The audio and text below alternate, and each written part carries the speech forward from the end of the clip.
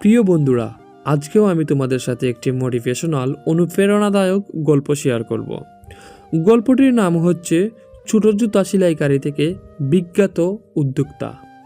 ঢাকার এক ছোট গ্রামে এক ধনী পরিবারের জন্ম হয়নি হাসান সাহেবের। তার পরিবার খুবই সাধারণ। বাবা ছিল একজন দিনমজুর, মা ছোটোখাটো ব্যবসা করতেন। ছোটবেলা থেকেই হাসানের স্বপ্ন ছিল বড় কিছু করা, কিন্তু অর্থ বা সুযোগ তার পাশে ছিল না। তিনি পড়াশোনায় খুব ভালো ছিলেন না, কিন্তু একটি জিনিস তার ভেতর থেকে কখনো নিঃশেষ হয়নি: উদ্যম এবং ধৈর্য। গ্রামের স্কুলের ছুটির সময় বা বিকেলে হাসান পড়াশোনার পাশাপাশিও জুতা মেরামতের কাজ শুরু করতেন। গ্রামের মানুষদের জুতা মেরামত করে তিনি যে পরিমাণ টাকা আয় করতেন তা দিয়ে নিজের ছোটোখাটো খরচ চালাতেন। হাসান বুঝতে পেরেছিলেন যে কোনো কাজ ছোট নয়, যত্ন এবং উদ্ভাবনের সঙ্গে করা কাজই বড় হয়। তিনি শুধু জুতা মেরামত করতেন না, তিনি সেই জুতার ডিজাইন, মান আর আরাম নিয়ে নতুন নতুন আইডিয়া বের করতেন। একদিন তিনি লক্ষ্য করলেন গ্রামের অনেক মানুষ ভালো মানের জুতা কিনতে পারছে না, আর বাজারে ভালো মানের জুতার দাম অনেক বেশি। এখানেই তার মস্তিষ্কে প্রথম বীজ জন্ম নিল: কেন আমি নিজে একটি জুতার ব্যবসা শুরু করি না? হাসান গ্রামের এক ছোট করে শুরু করলেন নিজের ছোট জুতার তৈরির কারখানা। প্রথম দিকে খুবই কষ্ট ছিল। লোহার সেলাই মেশিন কেনা, নতুন ম্যাটেরিয়াল সংগ্রহ করা, মান বজায় রাখা, সব কিছুই বড় চ্যালেঞ্জ।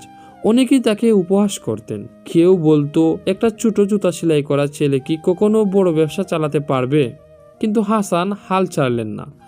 তিনি নতুন ডিজাইন নিয়ে কাজ করতেন, গ্রাহকের চাহিদা বুঝতেন, প্রতিনিয়ত উন্নতি করতেন।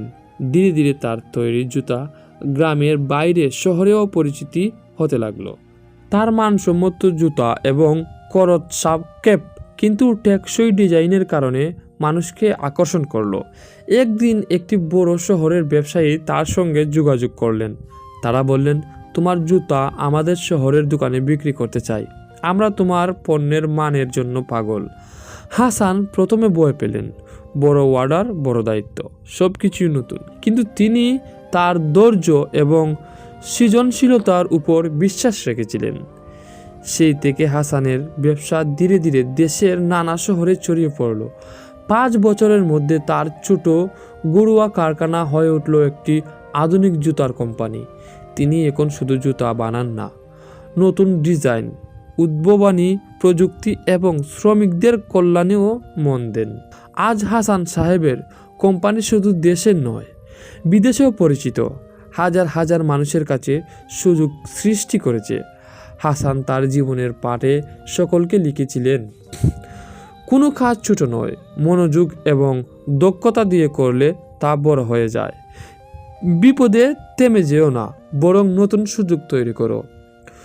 সৃজনশীলতা এবং উদ্যম থাকলে দরিদ্রতা থেকেও সমৃদ্ধি অর্জন করা যায়। হাসান আজকের অবস্থায় বলতেন, আমি কখনো ভাবিনি যে জুতা মেরামতের ছোট কাজ আমাকে এমন উচ্চতায় পৌঁছে দেবে, কিন্তু যদি তুমি নিজের কাজ ভালোবাসো এবং নিজের উপর বিশ্বাস রাখো, কোনো কিছুই অসম্ভব নয়।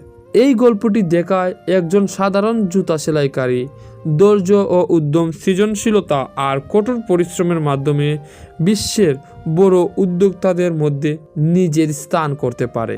তো আজকের ভিডিও এই পর্যন্তই। যদি আমার এই ভিডিওটি আপনাদের কাছে ভালো লেগে থাকে তাহলে অবশ্যই চ্যানেলটি লাইক, কমেন্ট এবং সাবস্ক্রাইব করে পাশে থাকবেন।